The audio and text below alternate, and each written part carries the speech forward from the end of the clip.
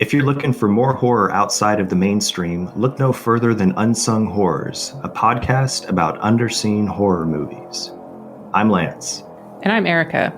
Every other week, we'll cover a horror movie with fewer than 1,000 views on Letterboxd. We'll even give you double feature recommendations to pair with the movies we discuss. From gothic to shot on video, from slashers to comedies, from giallo to J-horror, we'll cover all the subgenres. So join us as we unearth these hidden gems of horror. Follow us on Instagram, Twitter, and Facebook, all at Unsung Horrors, available wherever you listen to podcasts. And part of the Someone's Favorite Productions podcast network.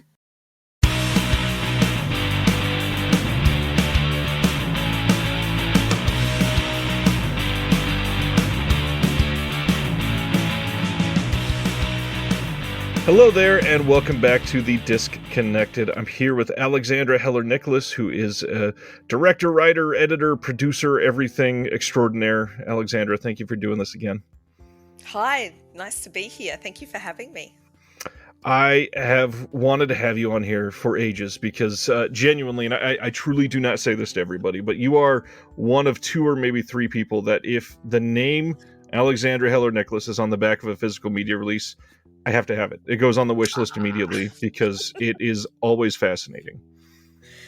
That's really nice to hear because it's such, I'm sure so many of your guests have said the same thing.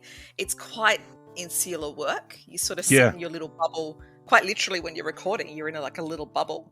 So it's really nice to know that there's a sort of, at least one grateful recipient on the, on the end of it.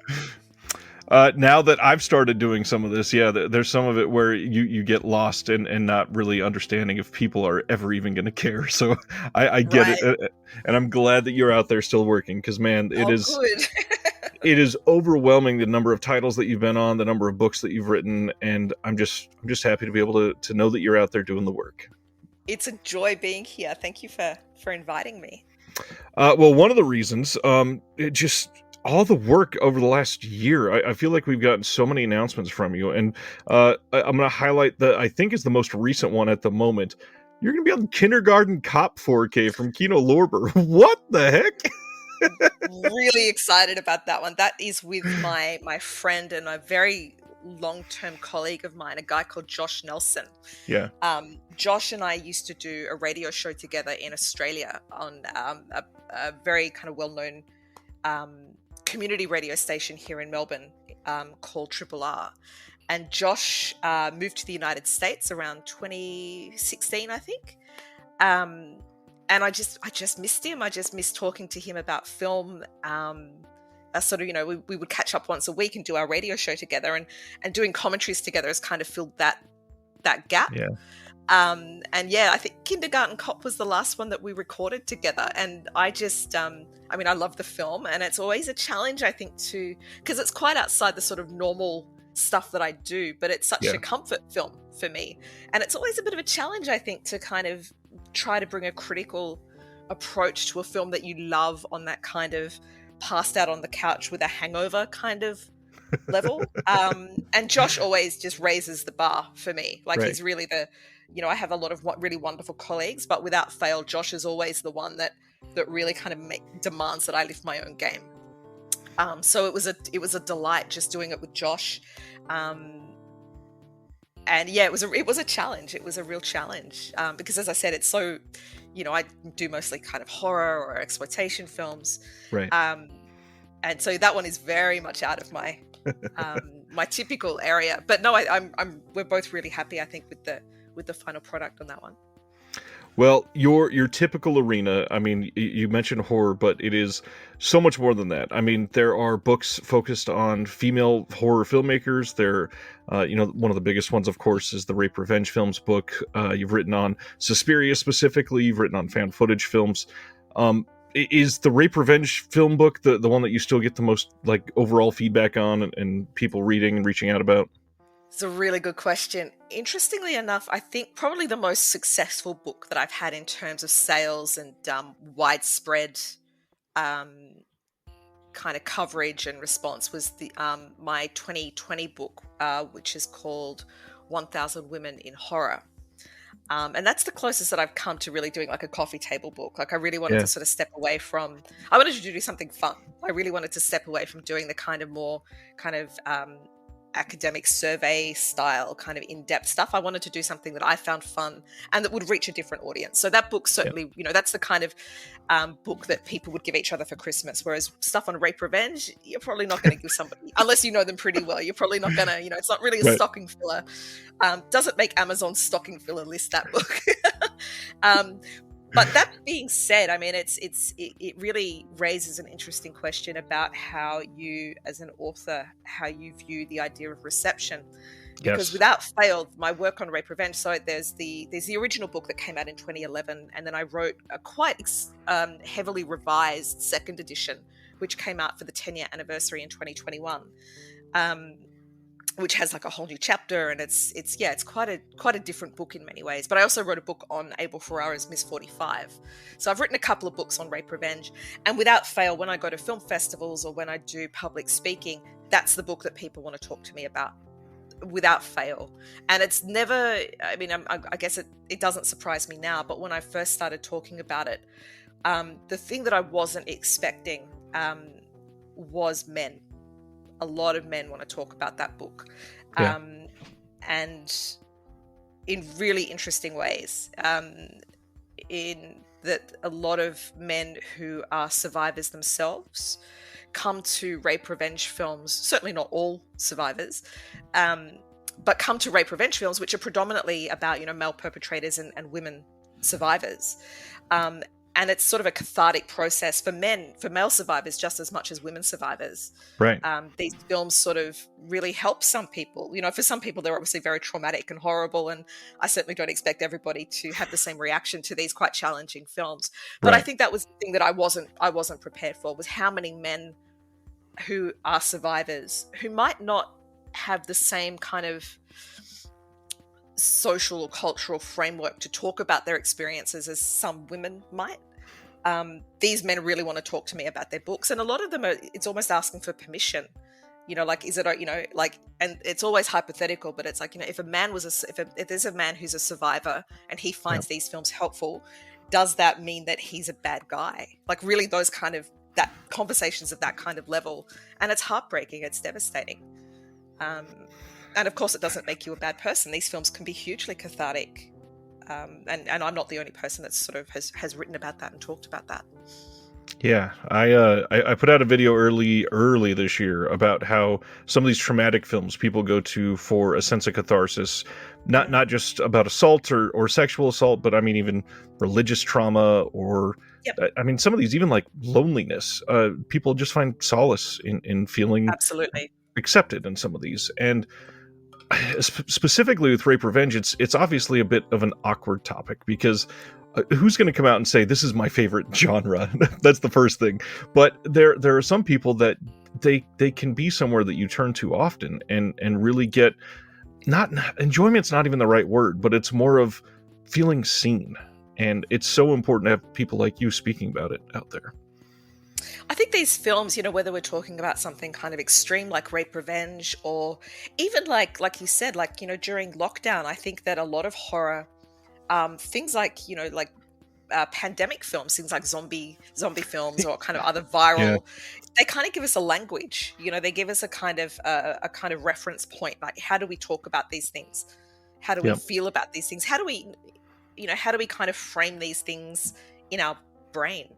When September 11 happened, there was there's been really amazing writing about it, in that so many people who were there in New York described it as like, it's just like a movie, because there's no other real point of reference. So movies, I think, when it comes to trauma or experience in general, screen culture, I think, can give us a kind of toolkit, a kind of discursive toolkit, that kind of provide, often in a very kind of loose way, a kind of way to kind of conceive of stuff, even if it's not to talk about it, just to kind of get our own heads around stuff, which is, for me, gives it enormous value.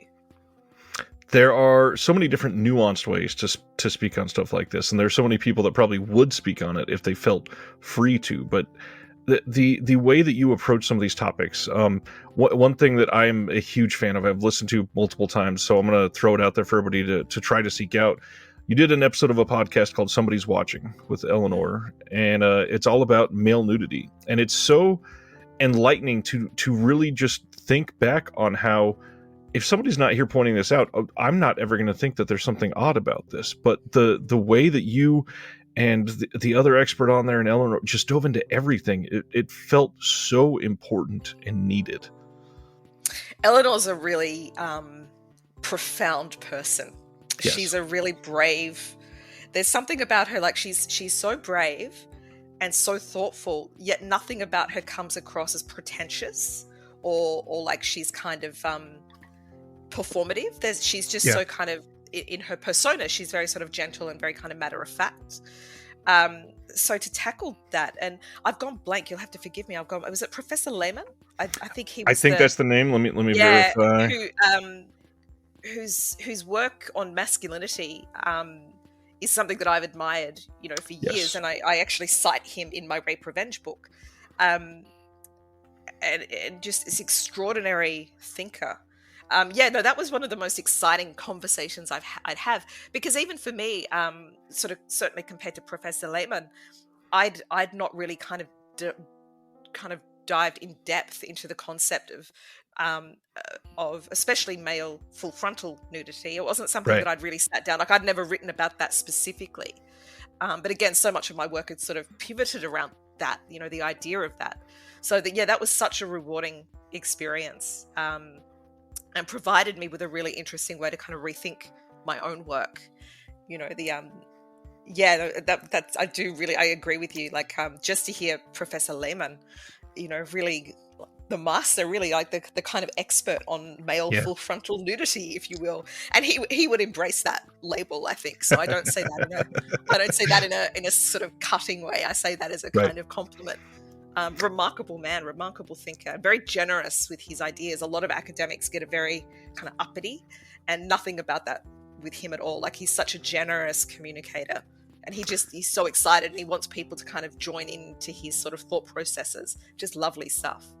Well, funny enough, that's one of the reasons I wanted to bring up some of your work, because so much of even just like the visual essays that are obviously about something that you're passionate about, but they're done in a way that are magnetic, I guess, in a way that not only am I, absorbing just simply the words that you're saying, but I feel drawn into wanting to research the topic more. And that is the sort of thing that I'm striving to do in everything I'm editing for some of these discs. And it's just amazing to hear some of the topics that you've broached on. And one of the things that's been a big part of it, obviously, is gender. And I would love to hear from someone like yourself, just explain, just as curt or as obvious as you want to, why it's important for us to highlight gender still in 2023.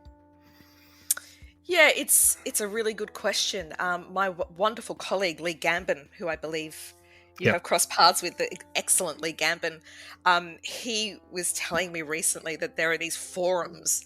I don't go to these forums, but he said there's one in particular where it's a lot of sort of older gentlemen, and they like, there's kind of like a running gag apparently that, like, oh god, it's Alex talking about feminism again, and they get all kind of gruff and cranky about it. So, can't she talk about it? And it's such a classic, but it's like, not everything's about gender, and it's like, well, when you live in a gendered body, when you live in a racialized body, when you live in a body that is othered, in whatever way that is, it could be in terms of ability, gender, sexuality, whatever. If you live in a body that is broadly culturally othered, everything kind of is about that. Like, and to me, that's the power of horror. Is that horror's always been about gender, and I'm quite conscious.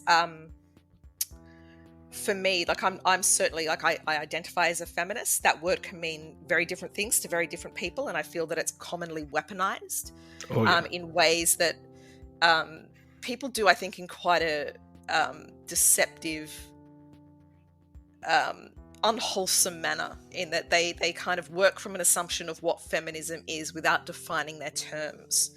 And that's why we have people that are transphobic who call themselves feminists, so, and then you have people that are have the exact opposite ideology who also call themselves feminists. So it can get very deceptive. So I'm very conscious of how people weaponize the word feminism for for unwholesome reasons, to kind of, they come in with a bias on what that word means. So I'm very conscious of, like, of course I'm a feminist, but you also have to add to that, well, I'm not a TERF. Like, I embrace my transgender sisters and brothers and non-binary folk, because I'm not an asshole.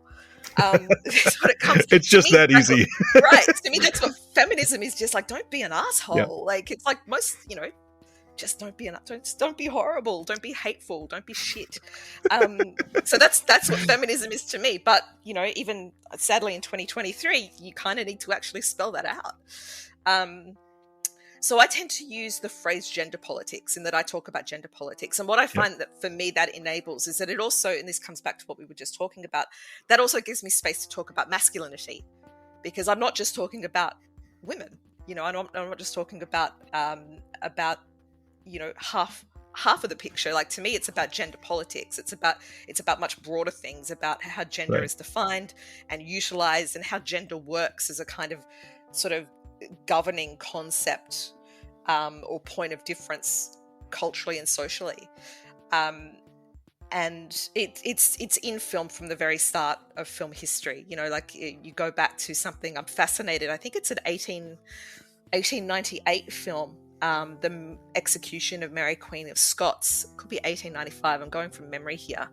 But it's like, it goes for like 10 seconds, if that. And it's literally just Mary going up to the chopping block and having her head chopped off. So it's a really important film, because it's like, it's really the first special effect, horror special effect that we have in cinema.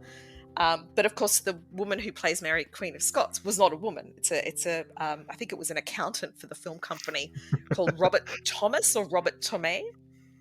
And that character is credited as Mrs. Robert Tomei or Mrs. Robert Thomas. But it's him. It's a man in a dress. So, like the queer history of horror is the history of horror from the get-go, from the start. Gender politics gives me a much bigger space to talk about these things than the word feminism, because I don't have to kind of go through this sort of rigmarole of kind of trying to defuse people's biases when they come to that term. And that doesn't mean that I'm anti-feminist or anything like that at all. Like, I very confidently define myself, define myself as a feminist. But especially when I'm dealing with people that I don't know, which is what when you're doing a video essay, when you're doing a commentary, you're talking to people that you don't know. I just don't want to spend half an hour of every commentary defusing the history of what the word feminism means, to end up with that statement, like, just don't be an asshole. Like, the funny thing is that ideology, I swear it can apply to half the incendiary terms that people are just lit by nowadays. I mean, one of the biggest ones in the US over the last few years has been woke, and half the people, when they hear that word, they don't even know what the hell it means. They can't define it. They just know it's their boogeyman. I would think about, even 10, 20 years ago, it used to be the big kind of cliche. Like, woke to me feels like the kind of contemporary manifestation of this earlier phrase, which is political correctness gone mad. And it's like, what does that actually mean? Like, what does that actually mean? Again, it just comes down to, don't be a dick. Like, don't be a dick. Don't be an asshole. And suddenly woke, like, it's this slippery, amorphous, hugely weaponized concept that it's like, it's an onion. You peel it, and then the onion's gone. There's nothing inside. It's just ridiculous, this sort of rhetorical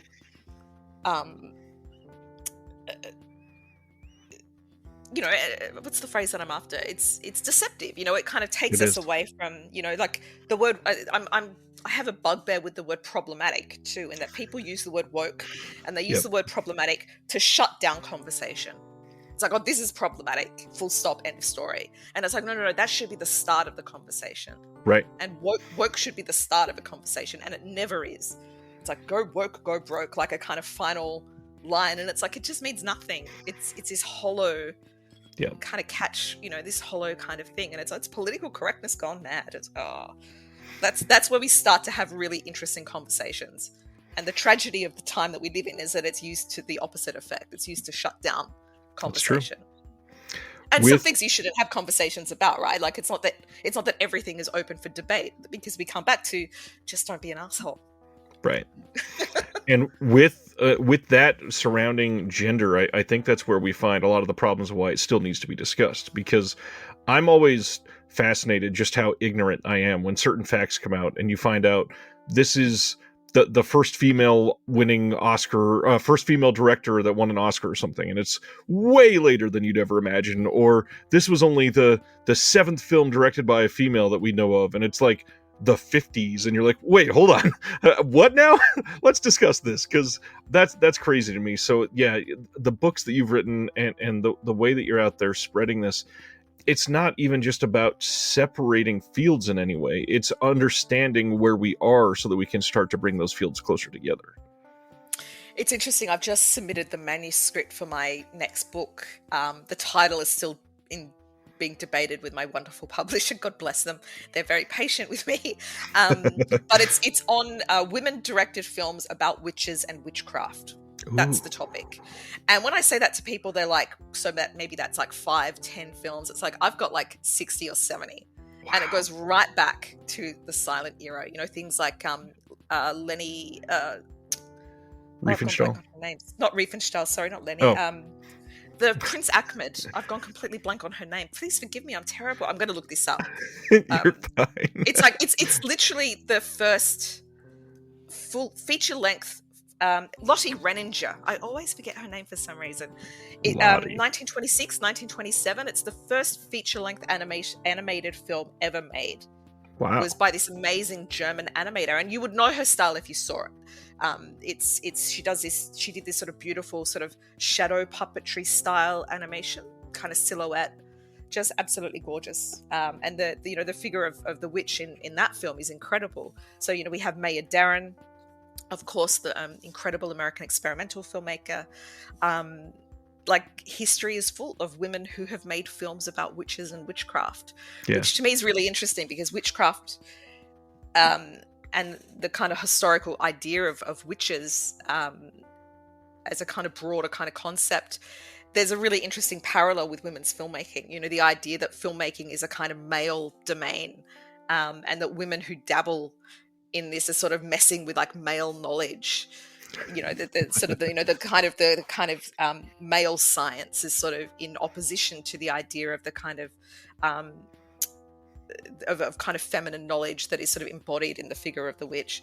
But it's not just horror. So it's you know, obviously things like Anna Biller's The Love Witch, and you know, I Am Not a Witch, the amazing film by I think she's a Welsh Zimbabwean filmmaker. It came out a couple of years ago, which is incredible. But the second Hocus Pocus film was directed by a woman. The second Nanny McPhee film was directed by a woman. The Bewitched film with Nicole Kidman was directed by a woman. So it's really interesting. It's a really interesting when you start sort of thinking about women's filmmaking outside of that kind of top 10 listicle, hey, can you believe women make films? Which I think that we're still at a little bit. I'd like to think that we're slowly moving past the listicle way of thinking about women's filmmaking. Because when we kind of step beyond that, we start to get some really interesting kind of histories come out of it. And for me, that was one of them, was just how many women had made films about witches and witchcraft. Yeah, and that's what it always comes back to me, because you hear some of these facts and you're like, well, hold on, because we're just not discussing a lot of these that actually exist. So let's just educate on that, rather than, in a sense, like almost hiding the history, or in all reality, it's belittling the achievements of other people and raising up others. Absolutely. And a lot of it comes down to really practical things. And this takes us back to physical media and home entertainment in certainly with women's, and I'm not just talking about horror or exploitation film, but women's filmmaking in general. The issue has been as much about distribution and archiving as much as it's been about women getting money to make films in the first place. Yep. And the same thing applies to, you know, to queer filmmakers, to filmmakers of color, to black filmmakers. So it's not just women. I think that that's a kind of useful example of these kind of othered filmmaking practices. But I'm always really excited by the concrete role that home media has to play in both archiving and distributing these films and finding these films in the first place.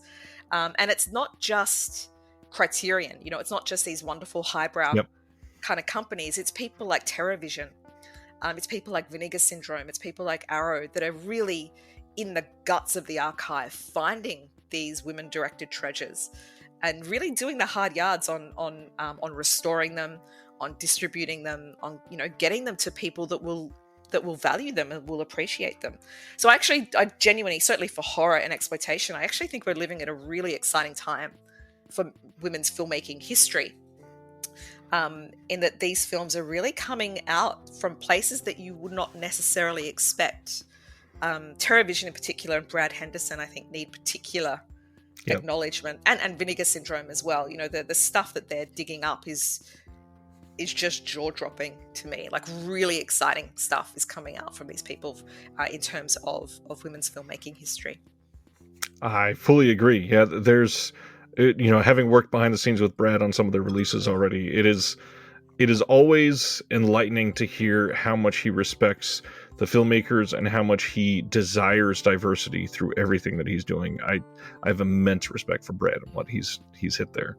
He's the king, and it's why I can't come at this kind of question of you know, women's filmmaking and gender politics and genre. I just can't come at it as a girls versus boys thing, because there are so many proper allies. The American genre film people are doing incredible work. You know, I can't list everybody who's doing this amazing work. You know, Saturn's Core, you know, these amazing people are really doing incredible work, and they're not, you know, I mean, Brad's a really great example. I hate to sort of narrow down on him personally, but you know, he's not the kind of person that'd be like, oh, you know, I'm here saving women's filmmaking. You know, he's not that. He's too busy working to kind of, you know, ask for credit, you know, for that kind of stuff. You know, he's too busy doing the grunt work, like the really hard work of finding this stuff. And yeah, to me, like he's a proper ally, and I don't know how he would feel about me saying that, so I'm sorry. If that makes him uncomfortable. I'll make sure to link him to this part specifically. Right, so everybody should be buying TerraVision. Everybody should be buying, you know, Vinegar Syndrome, AGFA. You know, all of these great, you know, a lot of the partner labels from Vinegar Syndrome. It's really exciting stuff. I'm constantly surprised with the stuff that I see being put out. It's like I never thought. You know, I mean, there's stuff that, you know, like that I got off like Cinemageddon like 15, 20 years ago, and it's like getting like a Blu-ray release. It's like, are you kidding me? Like, it's so exciting. I don't know if I can mention Cinemageddon. Can I do that? Of course, yeah. No. Right. We're not canceled yet. There's another inflammatory. Right. You bring up a great point, and I really want to highlight something. Especially, we had a discussion about this today in my Discord. Actually, is a lot of people are looking at the idea of film archival somehow as pretentious, which is hilarious to me. But beyond that, one part that is really associated with that is not just the archiving aspect of the physical film, but accessibility. Because archiving film, if it's locked in a vault somewhere, it's safe, but that does nothing for me and the education of all of us. We need to be able to see this film, consume the art, pass it around, learn from it, and not only that, embrace those filmmakers and see what else that they've had on the impact of film. So all of these home video companies, it is so important that they're out there and available. So completely agree. Absolutely. I mean, and the thing that I love about these labels that I've mentioned is that, you know, there's an audience that will buy anything that TerraVision put out just by virtue of the quality of their work. And there's a trust. There's like a consumer trust that companies like TerraVision and Vinegar Syndrome, you know, the partner labels, Arrow, you know, so many of these companies, even Kino Lorber, you know, there's a trust that some, you know, what these companies put their energies into bringing us is worthy of our attention. And there's a kind of consumer goodwill there that cannot be faked. Like, you can't buy that. And it's extraordinary because it puts these films into the hands of people who might not normally watch or consciously go out of their way to watch films directed by women filmmakers. Right. You know, and I think that's really part of the excitement and the preciousness of what we find happening in physical media at the moment, especially in the films of, you know, not just horror and exploitation film, but, you know, pornography and areas that are, I don't mean to diss Criterion, because Criterion's incredible, but there's these BFI Criterion sort of highbrow, and these companies that I'm talking about are dealing with very different kinds of film, but putting the same kind of, giving these releases the same kind of attention and care. Right. That to me, it's just indefinable how important this work is, because this is the work that people like, where I am in Australia, the National Film and Sound Archive here would never put the attention into some of the Australian films that I've seen Umbrella really focus on, and they've kind of had to do it on their own to really bring these releases to light and to help them find their audience, because these sort of more formal film bodies, I think, still have this kind of highbrow, lowbrow thing, and sometimes some films might break through that, things like Suspiria, but it's very rare. It's very, very rare. Funny enough, the highbrow lowbrow thing really brings to light something else that you did earlier this year, which is you were invited to Spain to be a part of a film festival, and film festivals are such an interesting topic of conversation, because it's great that film is getting out there, and then we're just not seeing a lot of those films ever again. So, I mean, the first thing, how did that feel? How did that feel going all the way across the world to be judging this massive film festival? It was huge, both personally and professionally for me. I hadn't traveled since lockdown. So where I am in Melbourne, Australia, I think we had the second longest lockdown in the world, next to a city somewhere in Argentina, I believe. So we really didn't come out of lockdown until late 2022. No, sorry, 21. So 2021. Let me get the date right there.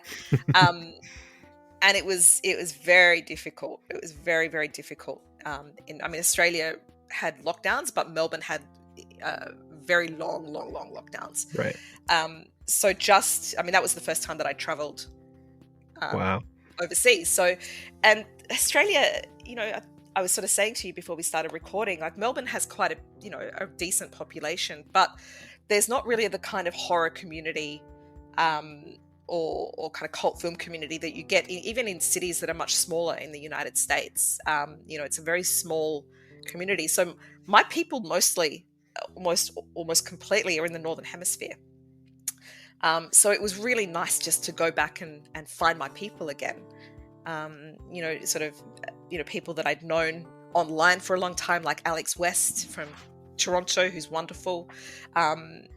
Kim Newman in the UK, everybody's God, just the most beautiful human being I think I've ever met in my life. And just being around my people. So if anything, Sitges just felt like school camp. It was like a sort of horror or cult film nerd boot camp. Like it was incredible.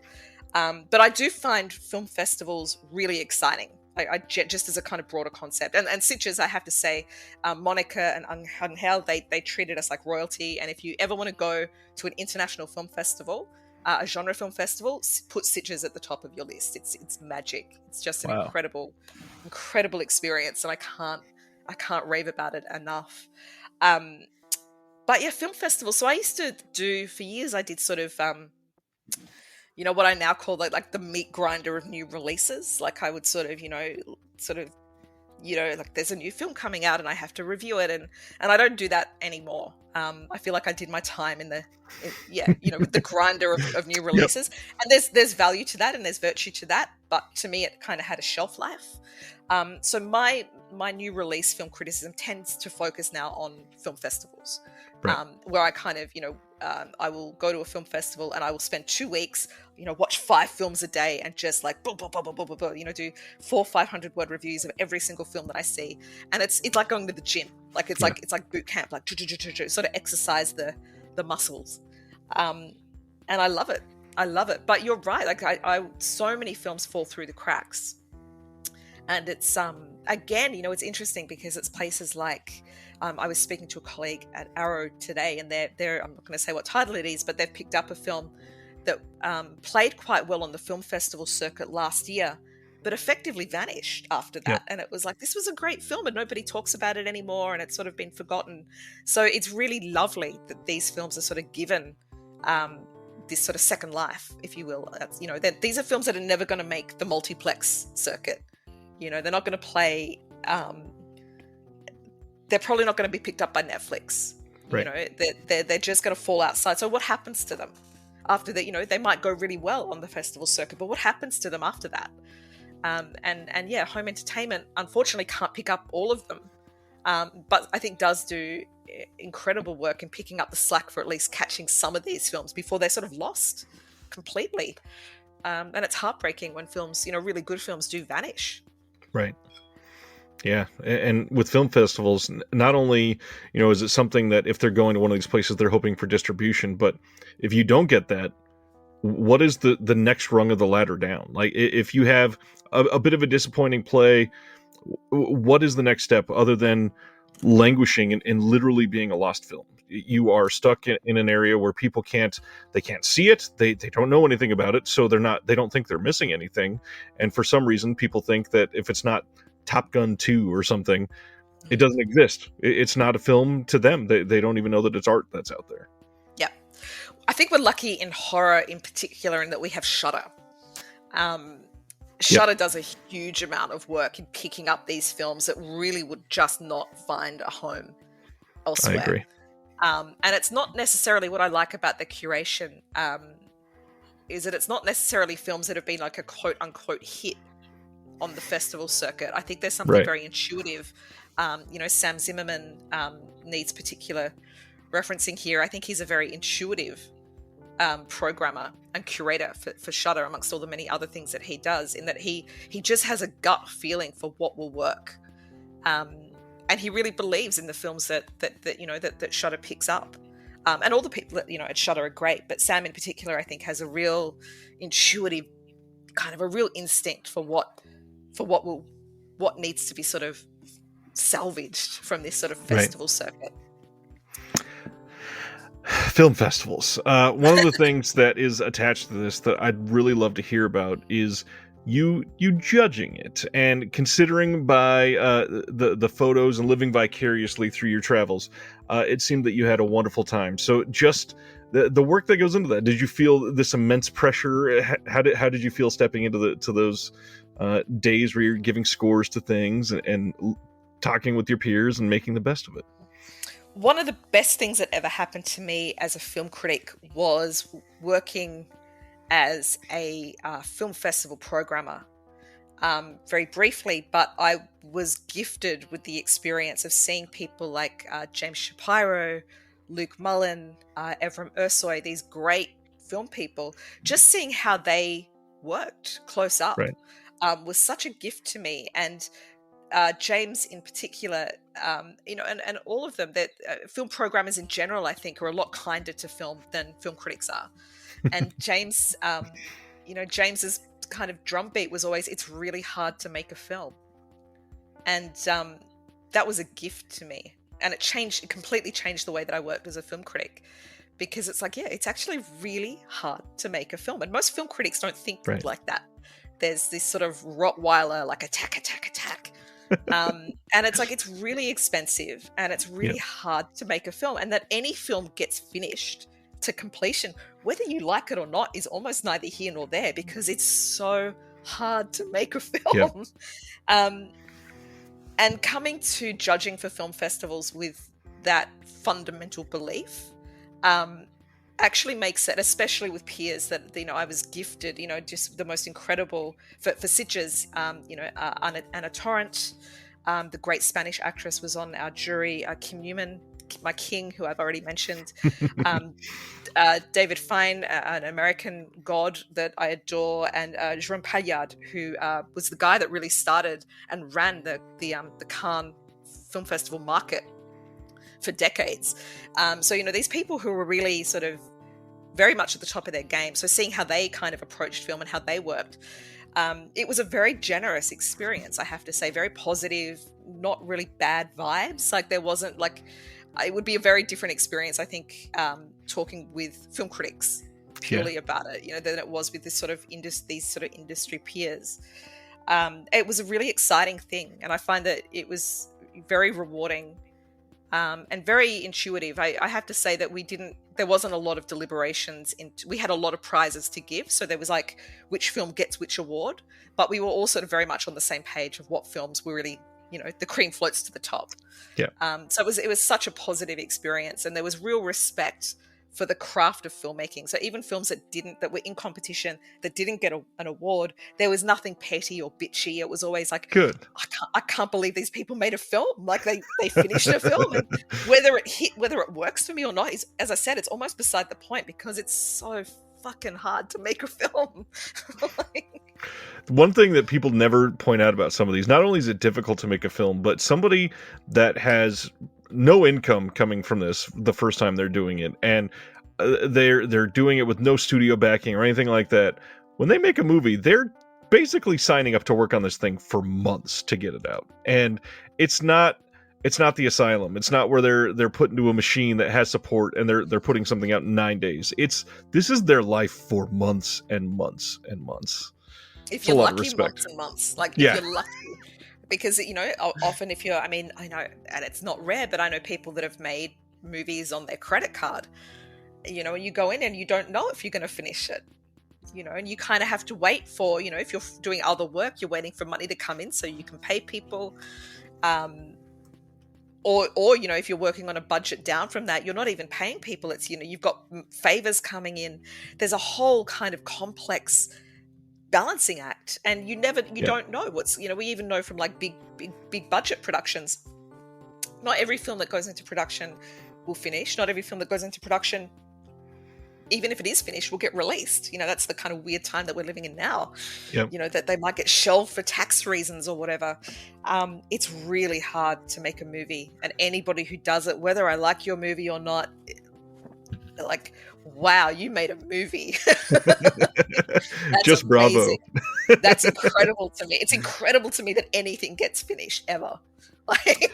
Yeah, I agree. Funny enough, behind the scenes, some of these, I'm just looking around at the massive piles of discs I have around me. Some of these, I feel the same way about some of these releases.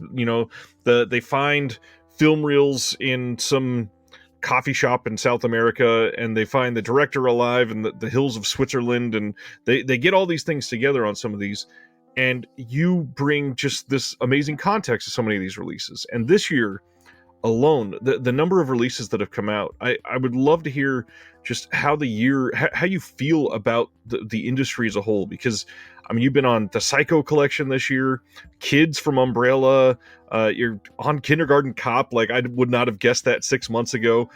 There's so many the partner labels that you've done. You've done Gaspar Noé titles this year.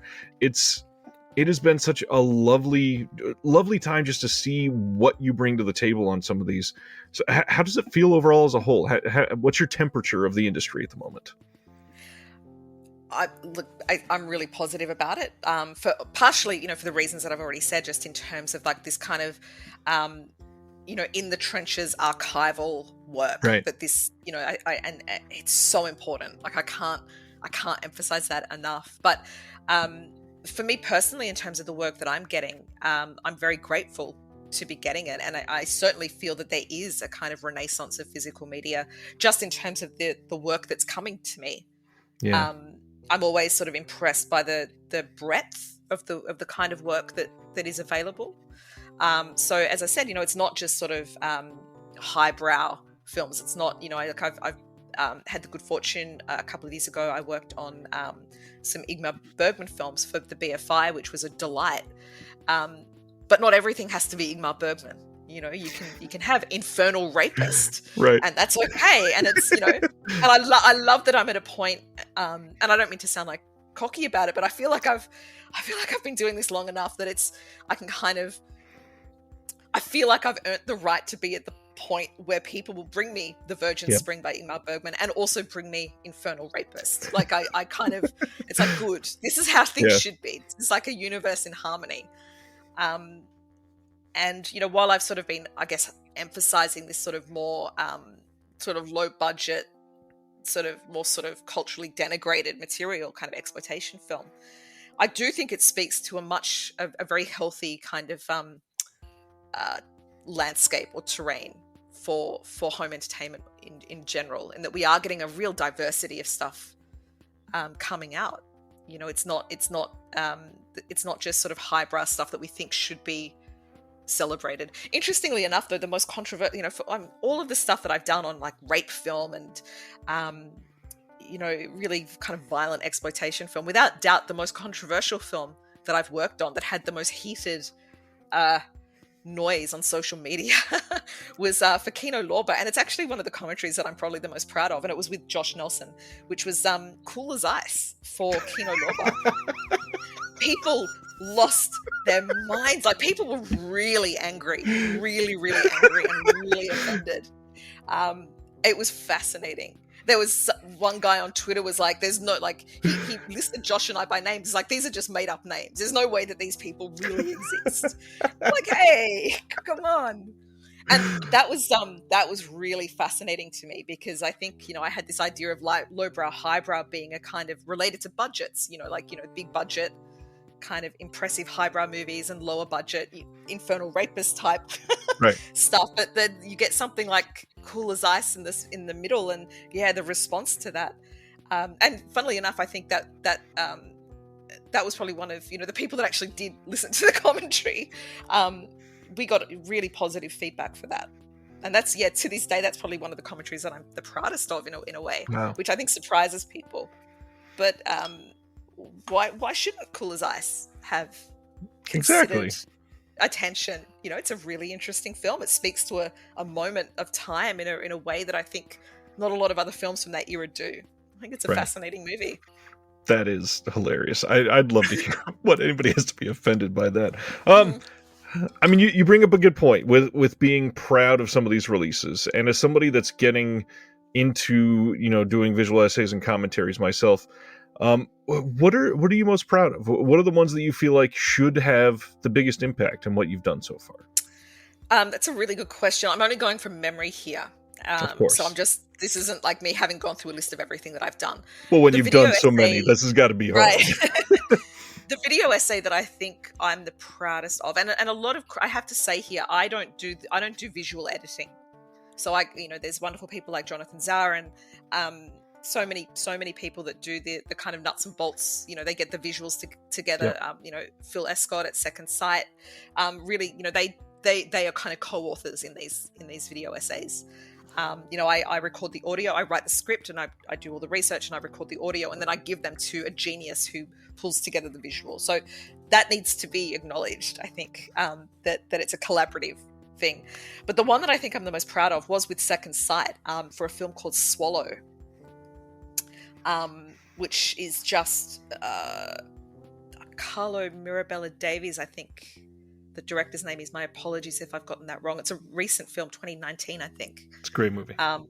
It's an incredible movie, right? And I love that movie so much. And Carlo is an extraordinarily thoughtful and generous and kind filmmaker. I think there's an enormous compassion and intelligence to his work that you don't normally see that kind of combination of. But I believe, I'm going from memory here, but I think the audio that I submitted for that video essay was about an hour and a half. I think it was about the runtime of the actual film. And I think it was, I believe, I could be mistaken, and my apologies if I've got the name wrong. I believe it was Phil Escott who edited that together and actually made it kind of coherent. Yeah, like I that's a film that I just can't speak more highly of. And to be, you know, I mean, so many of these films, you know, with commentaries, very close together, I was able to do Ida Lupino's Outrage for Imprint, the wonderful people at Imprint here in Melbourne. Hi, Josh. And very close to that, I was able to do with Josh Nelson, Morven Colour by Lynn Ramsey for Fun City Editions. And they are two films that I never thought would get out on Blu-ray. They came very, very close together, and they just sort of arrived in my inbox, you know, these invitations to do commentaries for those films. And it was really exciting. It was such an exciting thing. It's like, these are films that I never thought would ever get released, let alone have these kind of considered, really thoughtfully put together packages. Trouble Every Day is another one. which recently came out, the Claire Denis film Trouble Every Day. Like, I never thought that I would see that, you know, on a really solid home entertainment release that we have now. So they're the ones that leap to mind, but I'm forgetting so many things. Session 9 is another one for Second Sight. Like, that was just a delight to work on. But Arrow. Sorry. No, I was just going to say I'm always baffled at what Second Sight is able to get for some of these releases, and absolutely, even Swallow is a great example, because there's something about that film. It was released at the perfect time, because I think 2019 is right, like you said, because I had a 4-year-old and a 3-year-old at that time, and we had just sort of recovered from my youngest. We thought that he might have pica, like the individual in Swallow has, and he, for 13 months straight, he was spitting up constantly. We couldn't get actual food in him, but everything that wasn't food he'd put in his mouth immediately. And it was a rough time. And then watching that movie was just, God, this is beautiful, but this is also terrifying. I saw that at Fantastic Fest. I think it might have been the North American the US premiere. I'm not sure. My apologies if I've got that wrong. And you know, the kind of, you know, synopsis, the blurb of the film is, you know, there's basically like a pretty little young blonde thing, and she eats funny things. You know, she swallows thumbtacks and batteries and poops them out. You know, that's sort of So there was a lot of you know, there's a lot of kind of, you could see that there were guys in there who was like, let's watch this chick eat weird shit. You know, and the way that the place that film goes, and I remembered quite early on in the film thinking, if this was a good, like, where this should go is so cutting edge and so brave, and there's no way it's going to do it, and it's exactly where it went. And I was just so excited by this film, because I just didn't think it would have the guts to do what it did. Right. And it does, and it's such a, you know, I don't want to give it away for people who haven't seen it, but it's, I think, on the subject where it goes to, I think it's one of the most powerful and timely films on this particular thing. And these poor guys at Fantastic Fest, you know, they went in their beers like, hey, she's gonna poop out a battery, and it goes somewhere so whoa, and you could just see them like frozen. It's a magic film. It's a really magical film. And look, I mean, Second Sight's a really good example when it comes to acquisitions. You know, I've talked about Brad Henderson, but Chris at Second Sight is such an intuitive person when it comes to acquisitions. Like, he really just gets it. Sometimes I wonder, I mean, I've not talked to him about this, so I don't want to, you know, put words in his mouth, but I do wonder, like, I think it's just instinct. I think sometimes he just is like, you know what, I love this film and I'm going to do it.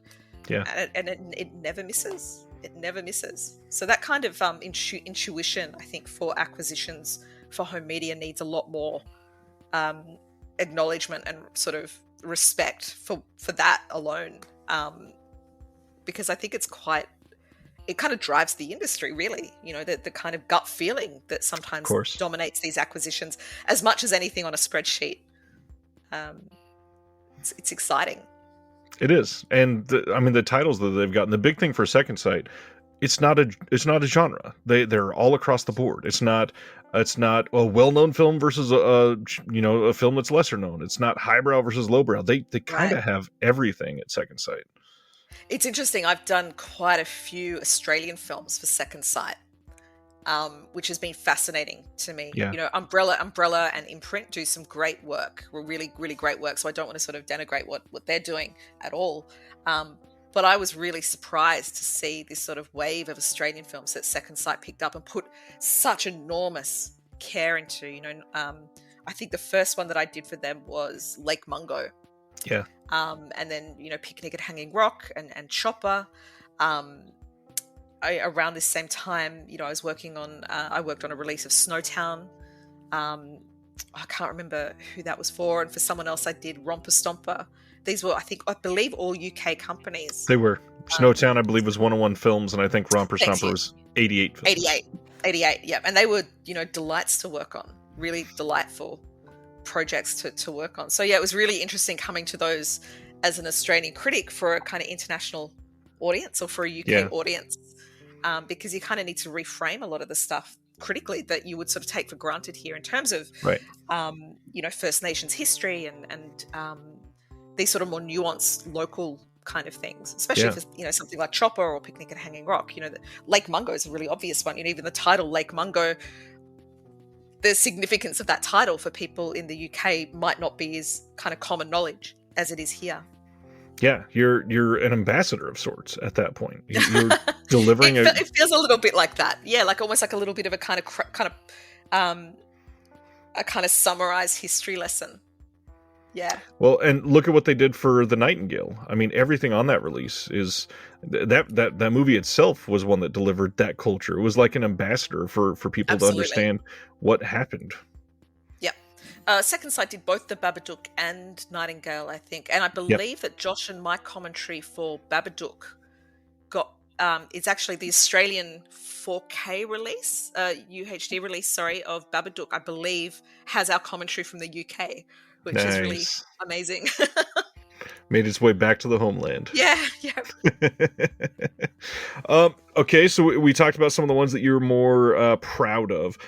What do you think are some ones that are overlooked? Some that people should seek out that maybe you don't ever hear any feedback on that you'd love people to check out? It's a really good question. Probably the stuff that I do video essays for. Yeah, I mean, for commentaries, I would say, like, I was fortunate enough a couple of years ago, again with Josh Nelson, we did a couple of Mae West commentaries for Kino Lorber, there was like a Mae West box set, and they were great. They were really fun to do. But yeah, video. I really I love doing video essays because I think I'm a very visual person, and I really like with a video essay in that you're not sort of restricted in the same way that you are with a commentary to sort of, focus on particular moments or kind of general themes. Where a video essay, you have a lot more elasticity with time. You can sort of take one shot or one scene and really stretch it out and really play with it. And for me, just my critical style, I think that's what I really like doing, is like really getting deep into the guts of like a camera composition or the particular framing or the mise en scène or some aspect like that. And video essays give me a lot of space to do that, that I feel is the most freeing. So yeah, that I guess the video, so rather than a particular release, I would say that's the form that I feel that I kind of thrive in the most. Yeah. That makes sense. I would agree. There's quite a few that you've done that I feel like nobody talks about. And I know last year when I did the Shelf Shock Rewind Awards, I filled out my initial thing that I was looking at for visual essays, and I think I had a list of like 12, and I think you were 6 of them. Wow. Which can you remember? I'm curious which ones. Oh gosh, I probably have the notes somewhere on the computer still. I can find them eventually. One that I really love doing, because I think I also had a written release on. I've already mentioned the Second Sight release of Session 9. Yes. That was a video essay I love doing because it was all about collage in that film. It's a film about collage and the way that collage works in that film. And that's the kind of thing you couldn't do that in any other way. You couldn't do that. You couldn't present that argument in any other format. It has to be visual. It wouldn't work on a commentary because you're speaking about very specific shots at very specific moments that kind of tie in back to each other. It's this sort of patchwork. So that, in a way, that's the one that I think that really kind of culminates all of the things that I find the most rewarding in doing a video essay. Yeah. And again, so much of that depends on the editor, the visual editor. So I again really want to amplify that I don't do the magic. I just give them the words, and these genius, people like Phil and Jonathan come in and weave their magic. As someone who's been editing a lot over the last couple of weeks, I appreciate that. Jarrett Gahan is another one. Jarrett Gahan needs a shout out as well. He does some amazing video essay editing on things that I've worked on. There are people that I'm not forgetting to mention, but I really want to put those names out there.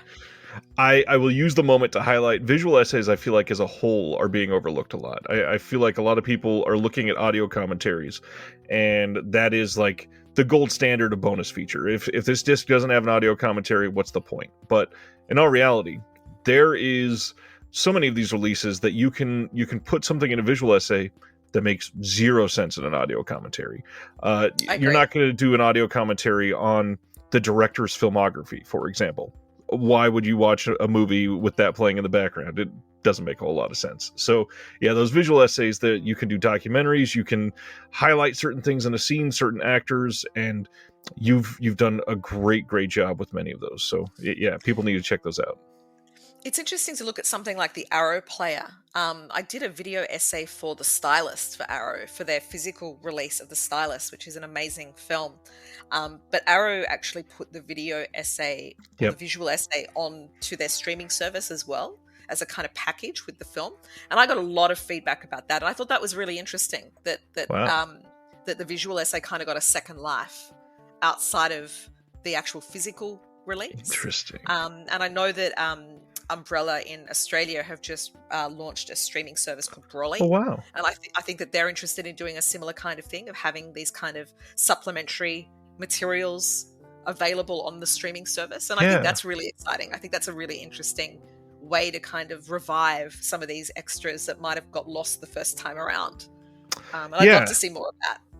I feel like in the States, at least, there's a handful, like I think it's the Glass Onion, the Knives Out sequel got a commentary, because Rian Johnson, the director, is Rian Johnson. He's huge, he's powerful, whatever. So it's the only reason it got a commentary. But imagine how much more people could appreciate these things if you could go on Netflix and surf the features with these, and Right. not only increase the value of what people are feeling, gouged by nowadays, because prices have doubled and tripled. Mm-hmm. That would Absolutely. be so much better. Yeah. No, I like it. I think that's a nice sort of avenue that some of this material is taking. It's almost sort of reversed the idea of physical media being, Yeah. The archive. It's like, actually you can put that back on streaming and kind of revive, breathe life into, Right. especially with the kind of things that we're interested in. It's mostly rep cinema.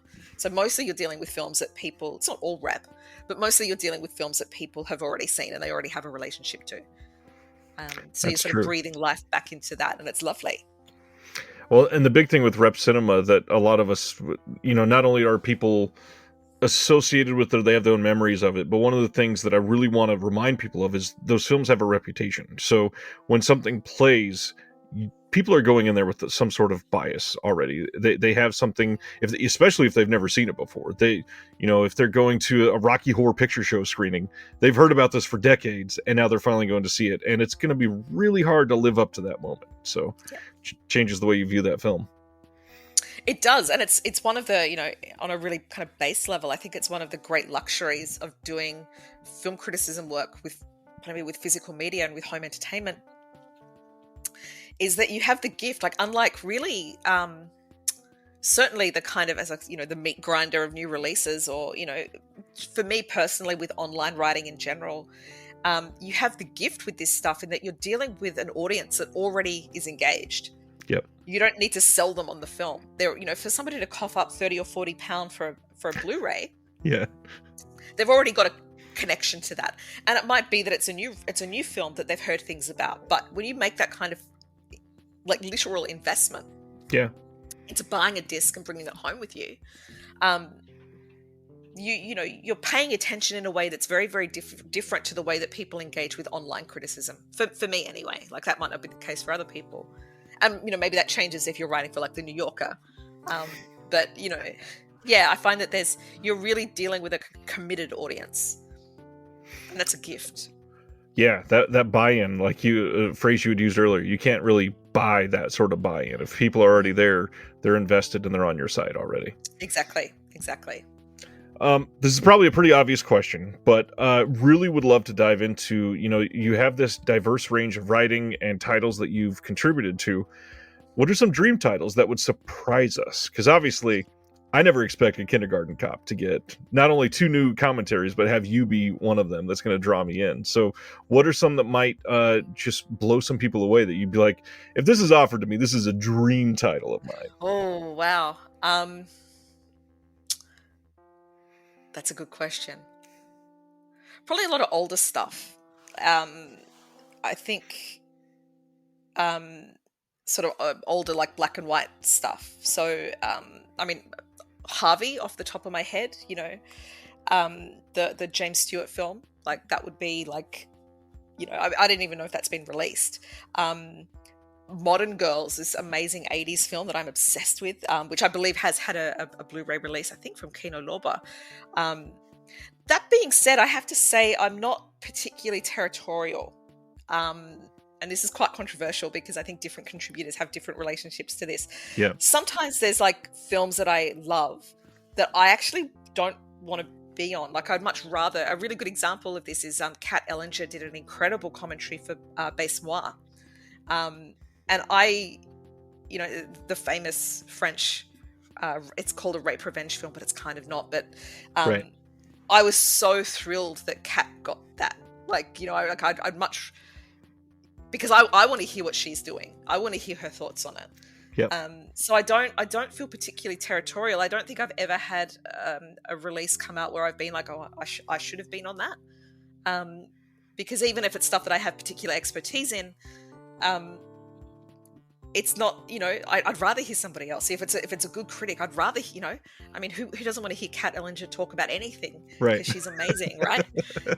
So yeah, I'm pretty kind of open-minded with that stuff, I have to say. Like I don't, I mean, one of my books is on masks in horror, and I don't think I've ever done a commentary on a film that has sort of heavily featured masks.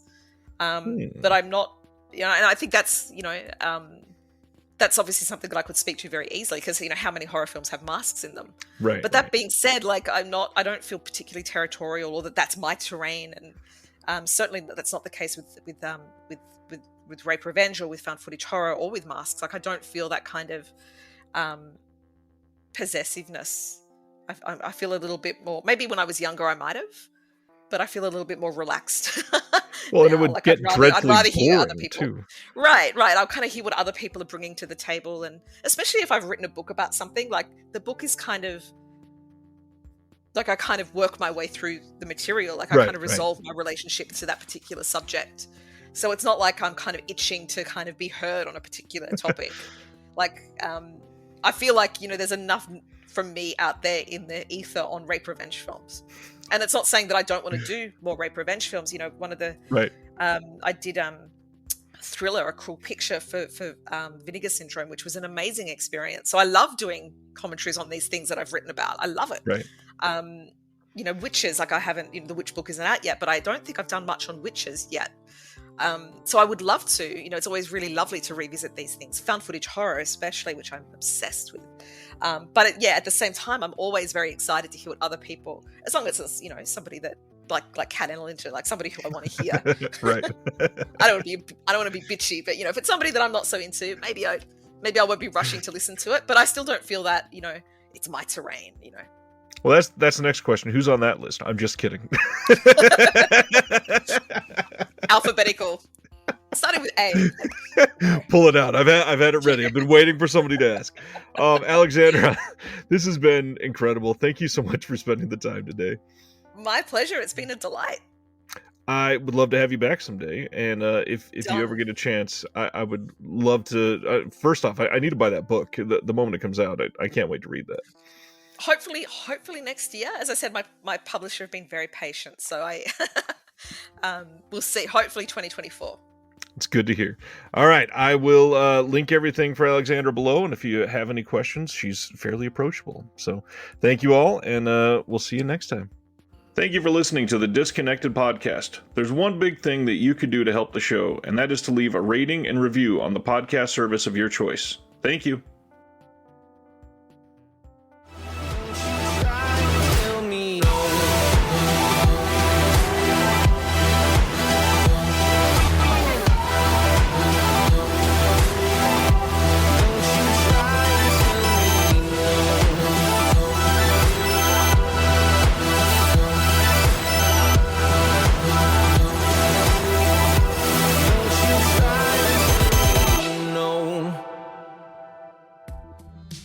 Hello, this is Chris Haskell from They Live by Film. For those that don't know us, Adam, Zach, and I, we built a podcast over the last 2 years that's a combination of film discussion from 3 very different perspectives, as well as industry interviews with the leaders in boutique Blu-ray and 4K community. We started with Dev Crocodile, but over time we've been lucky enough to speak with Arrow Video, Severin, Mondo Macabro, Vinegar Syndrome, Radiance, Indicator, most of the OCN partner labels. It's been a blast. You can find us wherever you podcast, and also actually recently as part of Someone's Favorite Production Podcast Network. We hope to see you online.